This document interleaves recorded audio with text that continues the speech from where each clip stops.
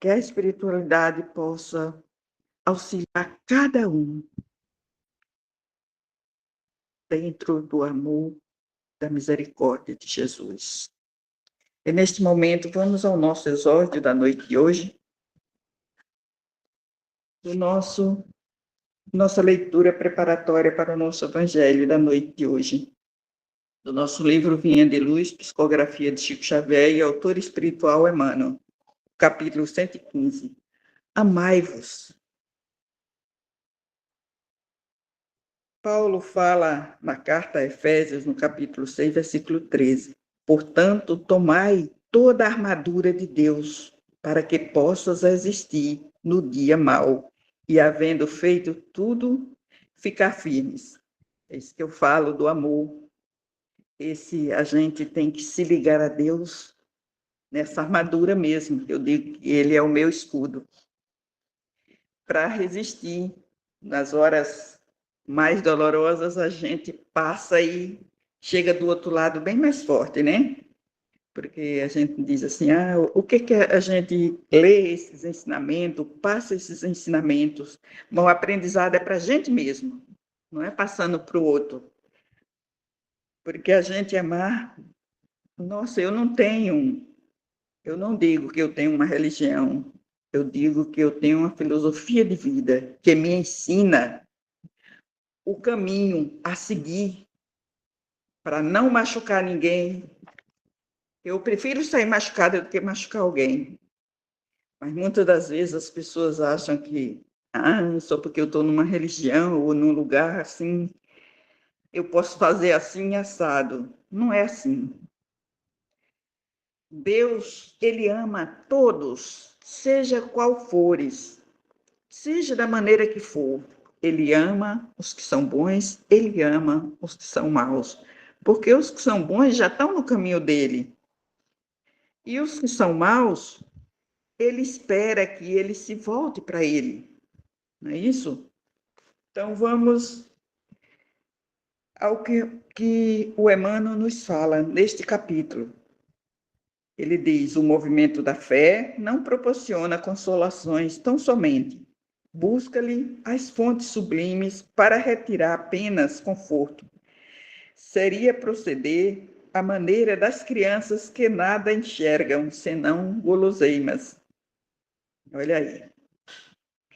É indispensável tomar as armaduras de Deus nas casas consagradas ao labor divino. Porque tem gente que vai à casa e o ego está lá em cima, como que se elas mandam. Aí manda quem pode e obedece quem tem juízo, né? É indispensável tomar, como é que diz? Essa eu já falei. E, lógico, aproximar-se o filho adulto da presença paterna com a exclusiva preocupação de receber carinho. A mente juvenil necessita aceitar a educação construtiva que lhes é oferecida, resistindo-se de poderes benéficos na ação incessante do bem, a fim de que os progenitores se sintam correspondidos na sua heróica dedicação. É dar e receber, né? A sede de ternura palpita em todos os seres, contudo, não se deve olvidar o trabalho de quem enrijece as energias comuns. A responsabilidade que define a posição justa e o esforço próprio que enobrece o caminho. Em todos os templos, o pensamento religioso elevado, o pai está oferecendo armadura aos seus filhos, a todos aqueles que querem receber, né?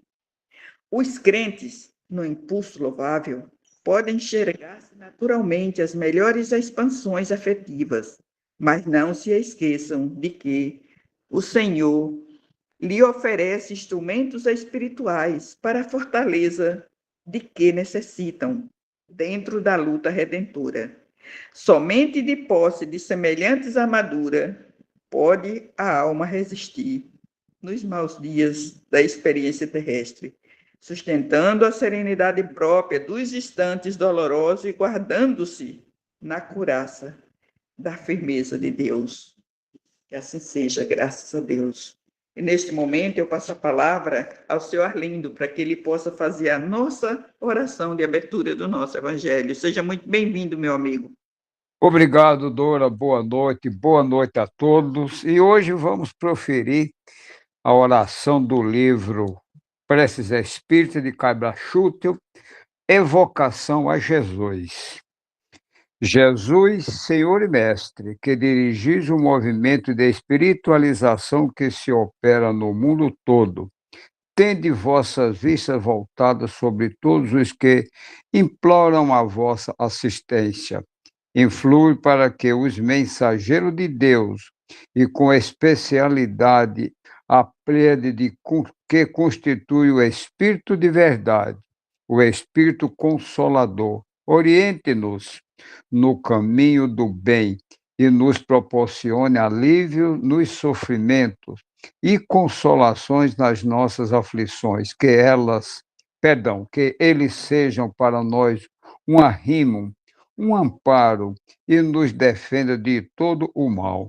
Senhor, protegei aqueles que desejarem se iniciar na vossa doutrina e dá-lhes a luz do entendimento para a boa compreensão da vossa palavra.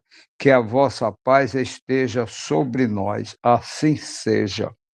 Pai amado, recebe essa humilde prece, transformando em bálsamo para o alívio das dores e cura dos males de todos nós, encarnados e desencarnados, e que possamos, Senhor, na noite de hoje, receber a vossa luz, vosso amor e a vossa proteção, para que tenhamos o Evangelho cheio de paz, harmonia, equilíbrio e compreensão, e muito amor nos corações de todos nós. Que assim seja, Senhor.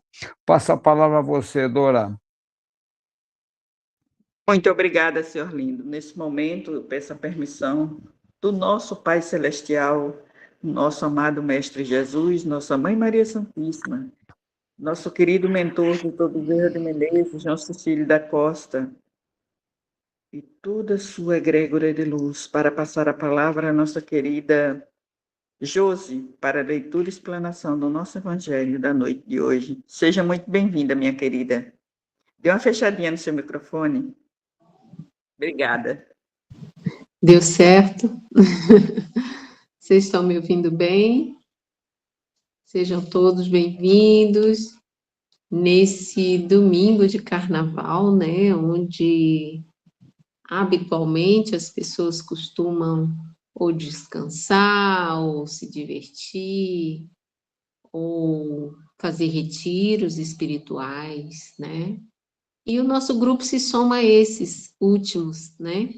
Nós estamos aqui meio que em retiro momentâneo para entrarmos em contato com o nosso Criador, através do Evangelho de Jesus.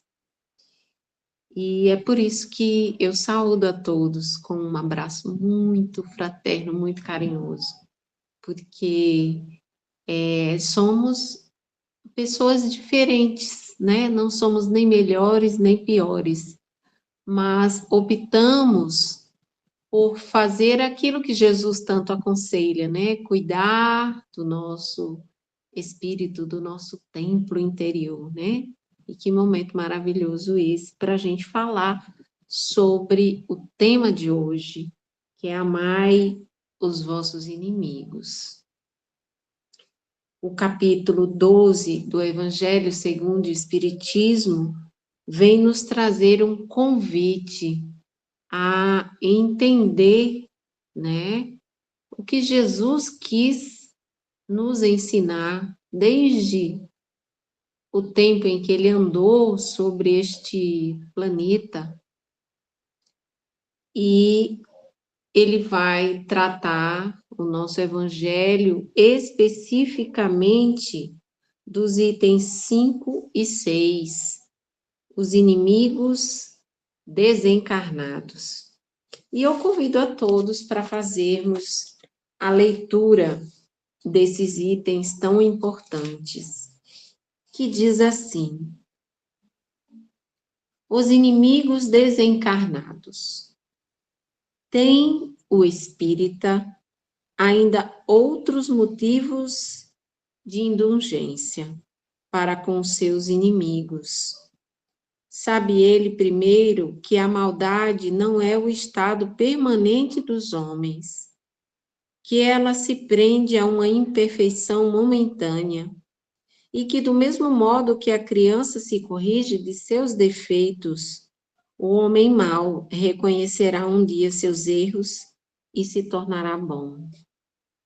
Sabe ainda que a morte não o livra senão da presença material de seu inimigo, mas que este o pode perseguir com o seu ódio, mesmo depois de ter deixado a terra. Que assim a vingança falha no seu objetivo.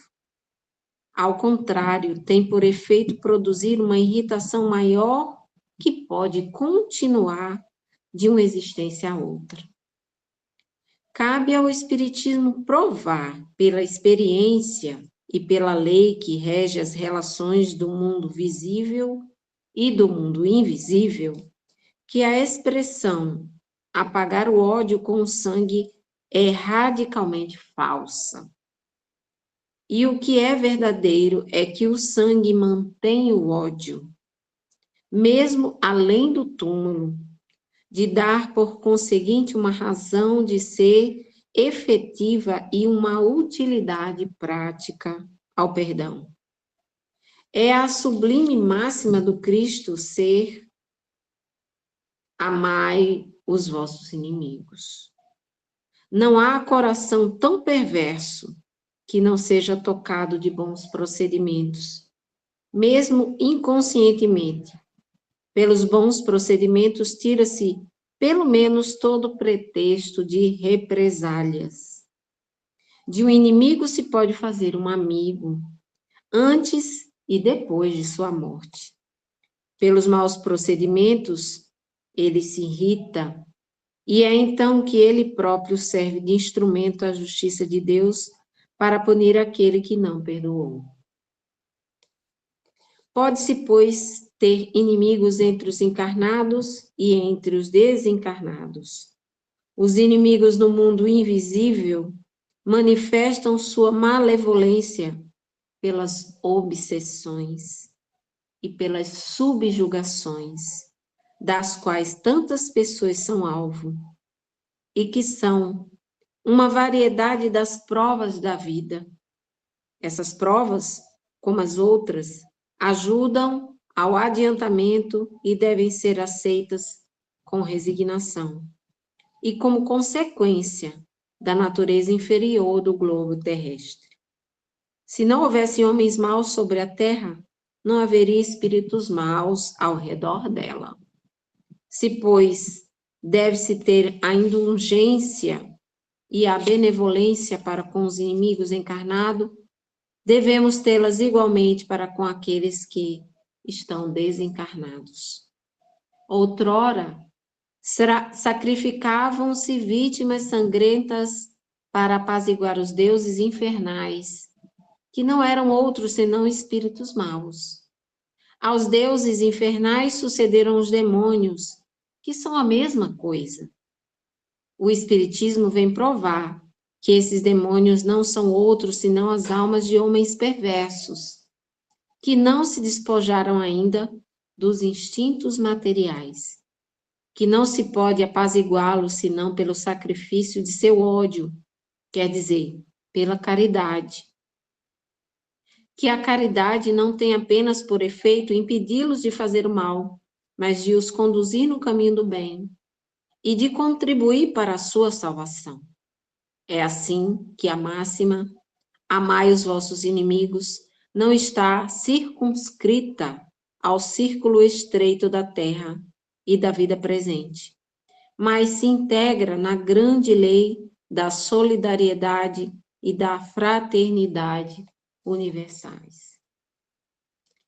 É uma lição deveras necessária, como todas as que o Cristo nos deixou, e atual tanto quanto as que ele proferiu na época em que caminhava em sua missão sobre a terra, alertando os homens com um grande facho de luz a iluminar o caminho. E essa luz, uma luz de infinita grandeza, nos alcança nos dias de hoje. A princípio, é necessário lembrarmos que estamos, de fato, num planeta que ainda caminha entre maldades, violência, equívocos, espírito pouco adiantados moralmente, e que, portanto, essa é uma mensagem que deve ser compreendida em suas nuances e também dentro da limitação do nosso entendimento. Hoje eu consegui entender um pouco mais sobre o sentido dessa mensagem tão especial. E olha que já venho fazendo nessa estrada da seara do Evangelho de Jesus há quase 12 anos. Eu devo ter lido essa mensagem várias vezes, ter estudado essa mensagem com profundidade, com aparato de outras literaturas espíritas, até psicológicas, outras teorias científicas que pudessem me dar uma base firme, sólida, para falar sobre esse assunto. Mas só hoje eu consegui entender algo que mudou o conceito de perdão aos inimigos dentro do meu coração e dentro da minha mente. Espero, sinceramente, que a espiritualidade possa ajudar a cada um de vocês a também avançar, né? Além de mim, inclusive, com mais largueza, com mais clareza do que eu consegui alinhavar aqui na minha fala. Vamos lembrar que o capítulo 10, né? Um capítulo anterior, 2 capítulos anterior a esse, nós estamos no capítulo 12 hoje, já falava de perdão, cujo título trazia Bem-aventurados os misericordiosos de coração. E aí, no capítulo 10, falava de perdão, de reconciliação, de indulgência, mas a gente não avançou. Temendo até nas nossas falas antecipar, né, dar o spoiler, como dizem os jovens, com relação a filmes e vídeos da internet. E o capítulo 12, ele vai tratar novamente desse assunto, do perdão, só que dessa vez trazendo algo a mais, uma visão a mais, um alargamento do nosso entendimento além desta vida. Vai falar de não alimentar o ódio, desejo de vingança, de não restituir o mal com o mal, e sim com o bem. Há uma conexão muito grande entre esses 2 capítulos, o 10 e o 12. E hoje nós vamos explorar, sem amarras, e de maneira muito especial, muitas das nossas emoções, que às vezes nós próprios não reconhecemos. Uma das mais esclarecedoras e uma das melhores conceituações que a doutrina espírita nos apresenta é justamente sobre a culpa e o perdão, nos dando um entendimento diferente daquele que comumente nós conhecemos. Um dos nossos irmãos levantou a mão, quer falar, ou foi um equívoco, bateu aí sem querer. Ok, não pode, tá certo então, Dora. Eu prosseguirei, obrigada. E um dos melhores exemplos que nós podemos apresentar de maneira muito simples para entender o que a doutrina nos coloca como culpa e perdão, é um exemplo que comumente a gente vê, se não for no nosso próprio convívio, no convívio muito próximo entre amigos, colegas de trabalho, quando acontece de alguém machucar ou magoar outra pessoa. E aí, aquele que é ferido, imediatamente pode assumir o papel de profundamente magoado. E reconhecendo ali algo que foi injusto, incabível, inadequado, essa pessoa pode dizer: eu odeio esse outro que me feriu desta forma. Eu odeio do fundo do coração por ele ter me magoado, ou ela ter me magoado. Eu nunca perdoarei fulano ou fulana, porque isso que fez comigo não merece perdão. Dentro desse entendimento, que é um entendimento completamente equivocado, se eu perdoo, eu tiro a culpa da outra pessoa, limpo e absolvo aquele que me feriu de toda e qualquer culpa. E esse é um entendimento que muitas vezes passa ou já passou pela cabeça de muitos. A doutrina espírita, neste ponto, é totalmente transformadora. Ela ressignifica esse entendimento de que é muito difícil perdoar quando nós somos os agredidos, ou quando nós somos os agressores e necessitamos de indulgência e de perdão. Porque a doutrina vai nos mostrar que quando A machuca B, não se estabelece ali um vínculo entre as criaturas. Não este vínculo de eu não vou perdoar e você ficará amarrado para mim para sempre, nesta e na outra vida. Não é este tipo de vínculo. O vínculo não se forma quando o mal é feito entre uma pessoa e outra.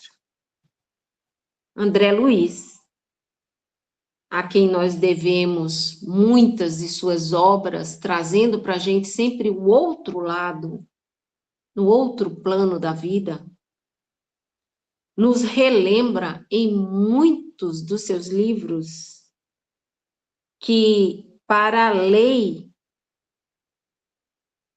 o débito é só nosso, quando somos aquele que não perdoou.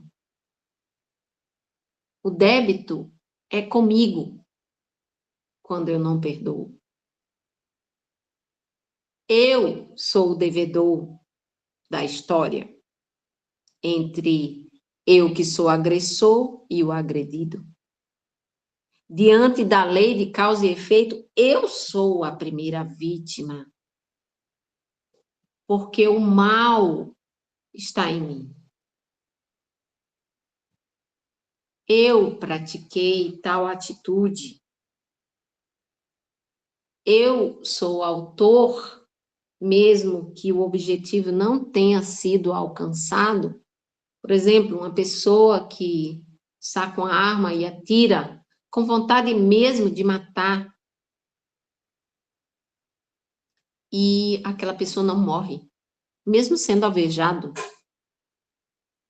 algumas vezes, consegue escapar, como a gente diria, como que por um milagre. Mas o mal estava em mim. E se aquela pessoa escapou, você não estará conectada a ela, porque ela não se vingou de você. Ou porque ela irá lhe perseguir caso viesse a desencarnar do outro lado da vida. Você se comprometeu quando maquinou, planejou, executou o mal que havia dentro de você.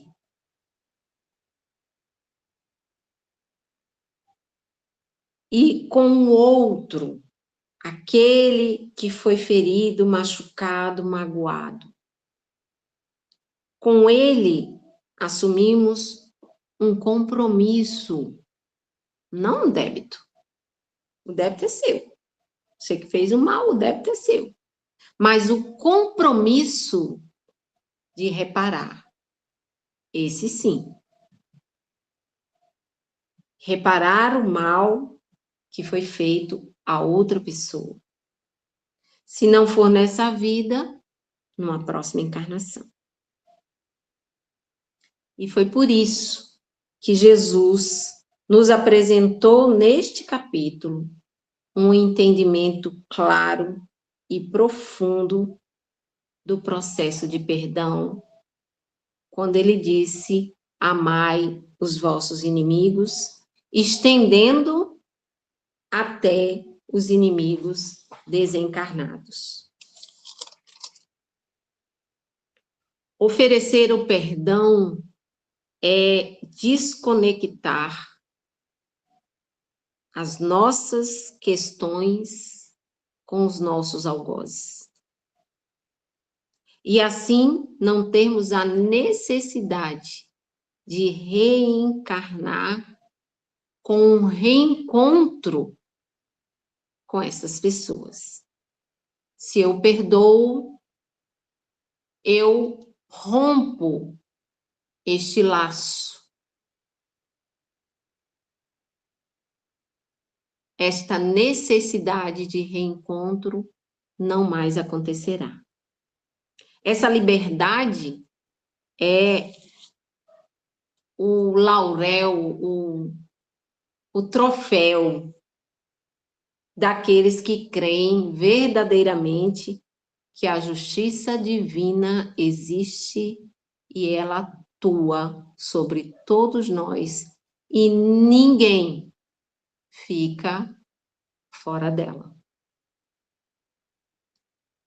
Vejamos o que aconteceu com o nosso mestre amado Jesus, para que a gente compreenda como se processou o perdão no ápice, né? Que Jesus foi o exemplo primeiro e perfeito desse perdão que ele pregou entre os homens.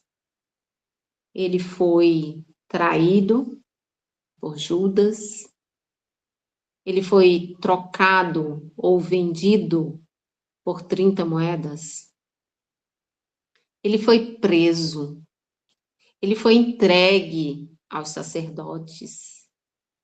Dali, depois de humilhado, cuspido, bofeteado, ele foi entregue aos seus acusadores. Foi exibido a uma plateia escarnecedora. E embora tenha sido indagado sobre a razão de ter ou não feito e de ser ou não rei dos judeus, ainda assim foi substituído por Barrabás, a quem aquela pleiade de pessoas pedia para que fosse liberto. E Jesus preso. Carregou o madeiro durante uma via de dor e sofrimento. Foi surrado, foi crucificado. E a sua atitude foi de perdoar essa pequena multidão de pessoas que o havia levado à morte. Jesus fazendo isso, se o entendimento fosse o do toma lá, dá cá, ou esse entendimento de que nós precisamos voltar a reencarnar para que aquelas pessoas que nos machucaram possam reverter o quadro, reverter a situação, então Jesus estaria conosco até hoje. Reencarnando e reencarnando e reencarnando. Mas Jesus optou por cortar essa necessidade de reencarnar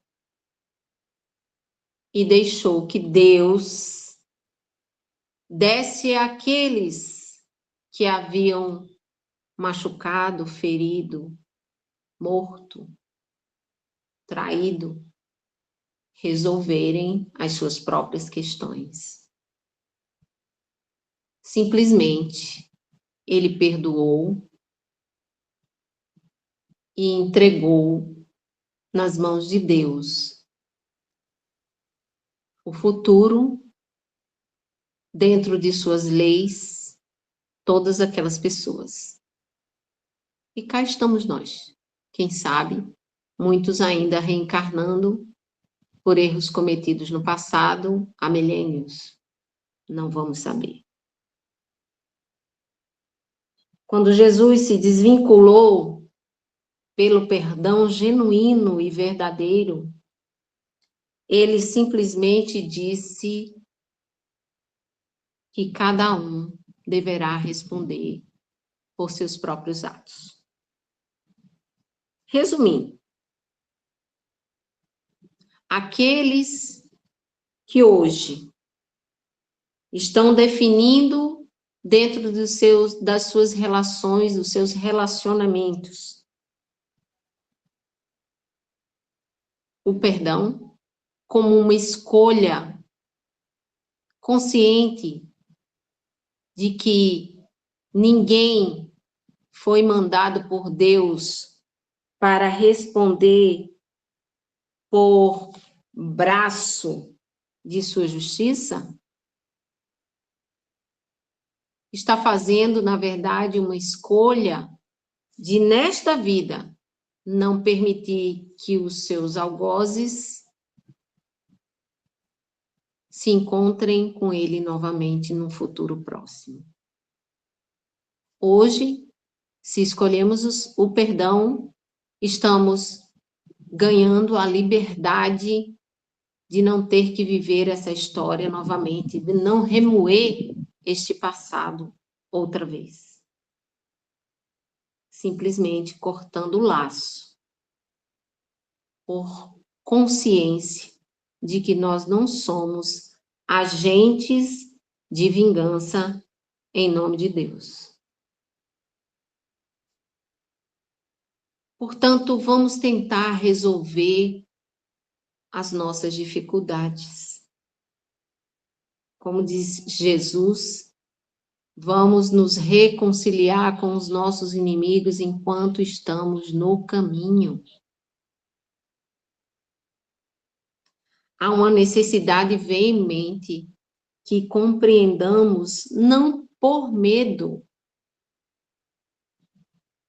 de sermos obsediados, de sermos subjugados, porque neste plano, fatalmente, em um momento ou outro, nós sofreremos as consequências pelo passado. Mas a partir de hoje, nós podemos escrever um futuro melhor. A partir desse entendimento,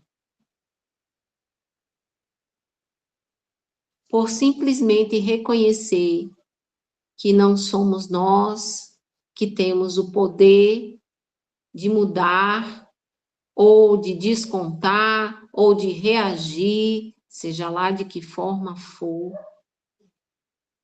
maldosamente, quem quer que tenha nos ferido ou magoado. Resolver isso não é uma coisa fácil. Mas quanto mais a gente compreende o que Jesus espera de nós, menos a gente vai errar. Permitamos que Deus faça morada através de Jesus em nossos corações. Escolhamos a paz interior, a calma, o sossego, como um estado de espírito permanente ligado a essa compreensão bem maior. É no aqui e agora que estamos plantando as sementes que poderão florescer em felicidade numa próxima jornada. Quanto aos nossos inimigos no mundo invisível, que possamos lembrar sempre de orar por eles. Como uma necessidade veemente de nos vermos cada vez mais distantes do círculo de obsessões, dos quais muitos de nós já foi vítima ou poderá um dia ser. Lembremos-nos que nós já andamos por esses caminhos equivocados num passado não muito distante, e que se hoje temos esse grande facho de luz a iluminar nossas consciências, que sirva para auxiliar todos os nossos irmãos de jornada, que como nós ainda caminha num planeta que necessita de cada vez mais o exercício do amor extensivo aos nossos inimigos. Que Jesus possa nos abençoar sempre com a presença dele através das nossas lembranças, das nossas preces e do amor que cada um de nós alimenta em seus próprios corações. Assim seja, graças a Deus. Eu gostaria que o irmão, quando encerrasse, se quisesse falar novamente depois do encerramento, Dora, depois do encerramento, fosse possível, porque às vezes a gente fala alguma coisa que precisa ser corrigida e às vezes a gente não percebe. Se for essa situação ou qualquer outra, eu gostaria que ele falasse no finalzinho, tá certo? Vamos orar e agradecer a Deus, dizendo assim: nos ajude, Senhor. Para viver, nós precisamos muito da sua ajuda. Quando nos sentirmos desamparados, o trabalho, me desculpem, o trabalho não precisa ser um castigo, se tu estás conosco. O lar não precisa ser um fardo, se estás ao nosso lado. Os amigos, alguns falsos, que sejam nossos arquitetos para a grande mudança. A diversão, que não seja enfadonha, mas que tenha a tua alegria. À medida que aumentamos a fé em ti, pedimos, Senhor, a tua compreensão e compaixão, para que possamos avançar neste mundo, não à toa nem a passeio, mas para evoluirmos na tua luz. Então sabemos que é de ti que vem o que somos, a grandeza do nosso futuro, o prazer das inspirações boas. Queremos, portanto, agradecer pelo ontem, pelo hoje e pelo amanhã. Muito obrigada, Deus, muito obrigada. É com você, Dora. Então, nesse momento, eu peço a permissão do nosso Pai Celestial, nosso Mestre amado Jesus, nossa Mãe Maria Santíssima, nosso querido mentor, doutor Bezerra de Menezes, João Cecílio da Costa, e toda a sua egregora de luz, para encerrarmos o nosso Evangelho do nosso lar da noite de hoje. E amanhã tem Evangelho, continua. Com a graça de Deus, o povo pula carnaval e a gente continua no nosso Evangelho. Paz